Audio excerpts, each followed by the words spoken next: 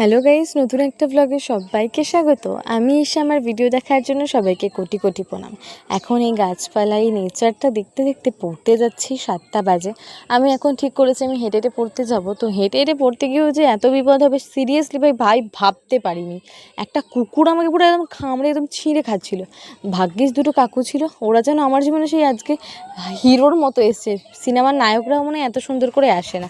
তো যাই হোক, এখন দেখতে পেলাম কচুরিপানা, যেগুলো আমার খুব ভালো লাগে ছোটোবেলা থেকে। এই কচুরিপানা পাড়তে গিয়ে জন্য কত পুকুরে ঝাঁপ দিয়েছিলাম আর কত যে বকা খেয়েছিলাম তার কোনো ঠিক নেই আর কি। তো যাই হোক, মহাদেবের সাথে দেখা হলো, ওনাকে প্রণাম করে চলে এলাম এখন পড়তে। এখন কেউ আসেনি, তাই একাই একটু ভিডিও রেকর্ড করে নিলাম। তো যাই হোক, কথা বলতে বলতে আমার পড়া কমপ্লিট হয়ে গেছে। তারপরেই বাবা পঞ্চানন্দকে প্রণাম করে আমি আমার গন্তব্যের উদ্দেশ্যে বেরিয়ে এলাম। এখন গন্তব্য মানে আমার বাড়িতে ফিরছি। তো তারপরে একটা সুন্দর ফুলের সাথে দেখা হয়ে গেছে। কি জানি এত সুন্দর সুন্দর মানুষ বা সুন্দর সুন্দর জিনিস আমার জীবনে কেন দেখা হয়, বা তাদের সাথে আমার কেন দেখা হয়।